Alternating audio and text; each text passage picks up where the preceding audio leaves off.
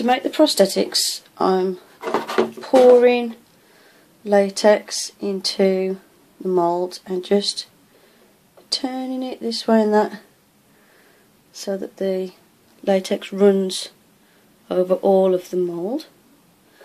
And then I want to keep the prosthetics quite thin, so I'm going to pour the excess into one of the little cut prosthetics. I'll probably do a couple of them. This just gets rid of the excess latex that I don't want. Okay, so that's covered in a thin layer of latex. Just going to work with this one now. So what I need to do is just spread that either side of that little raised ridge, like so. Do the same with this one. So I want to keep those edges as thin as I can. Probably got enough excess to pour off into another one. Just about.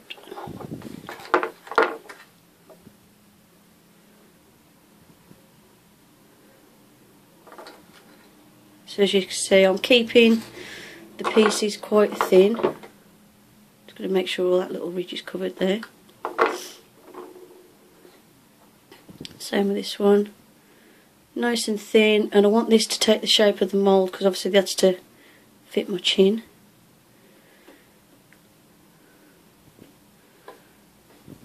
Okay, and then this last one, which is one of the cuts off my face, I'm just going to put a little bit of latex onto there, if I can pour it slowly. There we go. Doesn't take a lot. I'm just using a Q-tip because then I can just throw that away afterwards. And what you want is to make sure that the edges are quite thin.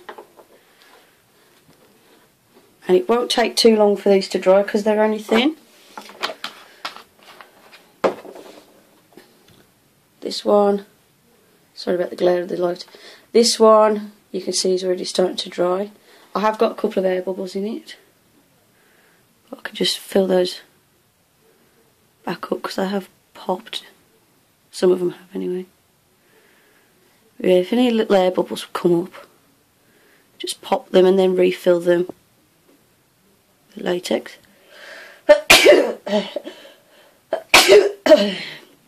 Sorry, excuse me, I've still got a bit of a cold.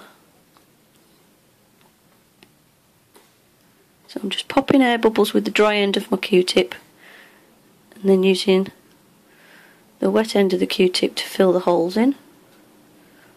Okay, so we can have it as air bubble free as possible. Most of these are on the inside, so it's not going to matter too much. There you go. Just got to leave that to dry now, and then I'll come back and show you how to apply them. Oh, by the way, you can speed up the drying process with a hairdryer on a low setting if you like.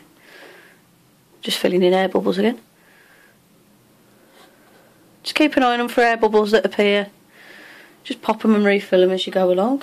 But yeah, you can speed up the drying process with a hairdryer on a low setting. But because this is only thin, I'm going to leave these, it won't take long.